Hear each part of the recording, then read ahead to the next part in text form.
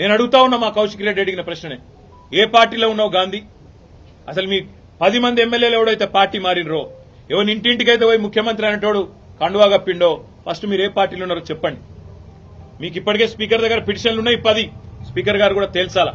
ఇవన్నీ కాదు, ఇవేమీ లేదు, మేము రైతు రుణమాఫీ మీద అడిగితే, లేదా వరద బాధితుల తరఫున ప్రశ్నిస్తే, లేదా రైతు బంధు ఎప్పుడేస్తావని అడిగితే, మహిళా సోదరిమణులకు 2500 ఎప్పుడు ఇస్తావని అడిగితే, లేదా పెన్షన్లు ఎప్పుడు పెంచుతావని అడిగితే, 100 రోజుల్లో గ్యారంటీలు అమలు చేస్తా అన్న సన్నాసి ఎక్కడ తెచ్చిండు ముఖ్యమంత్రి అని అడిగితే తట్టుకోలేక హెడ్లైన్ మేనేజ్మెంట్ కోసం, అటెన్షన్ డైవర్షన్ కోసం ఒక దిక్కు హైడ్రా అని హైడ్రామా, ఇంకో దిక్కు ఈ రకంగా ఎమ్మెల్యేల ఇంటి మీదకే గూండాలను పంపడం అంటే దీనికంటే సిగ్గుచేటు ఇంకొకటి ఉండదు.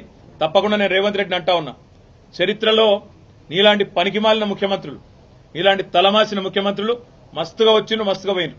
పెద్ద పెద్దోళ్లతోనూ కొట్లాడినాం, చంద్రబాబుతో కొట్లాడినాం, రాజశేఖర రెడ్డితో కొట్లాడినాం, కిరణ్ కుమార్ రెడ్డితోని, రోషయ్య గారితో ఎంతో మందితో తలపడ్డాం. నువ్వు వాళ్ళందరికంటే కూడా చాలా చిన్నోడు, ఈ చిట్టినాయుడు, నువ్వు చాలా చిన్నోడవు. నేను మా దగ్గర మా భాషలో చెప్పాలంటే హైదరాబాద్ లో బుల్లబ్బాయి అంటారు నీలాంటి వాళ్ళు. ఇలాంటి బుల్లబ్బాయిలు చిట్టినాయుడులో చాలా మందిని చూసినాం. ఏం ఫరక్ పడేది కూడా ఏం లేదు, ఏం ఇంటికి కూడా వీకలేవు. కానీ ఏదో పైశాచిక ఆనందం, 4 రోజులు ముఖ్యమంత్రి పదవిలో కూర్చున్నా, నేనేందో పెద్దోడిని అయిపోయినా అనేదో ఎగిరిగిరి పడతా ఉన్నావు. రేవంత్ రెడ్డి గారు అధికారం ఎవరికి శాశ్వతం కాదు. నువ్వు ఒక దుష్ట సాంప్రదాయానికి తెరలేపుతా ఉన్నావు.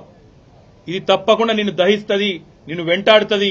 రేపు నువ్వు పదవిలోకి దిగిపోయినాక తప్పకుండా నువ్వు ఈరోజు ఏదైతే దుష్ట సాంప్రదాయాలు నెలకొల్పుతున్నావో ఇవన్నీ నీకే చుట్టుకుంటాయనే మాట కూడా నేను వారిని హెచ్చరిస్తా ఉన్నా.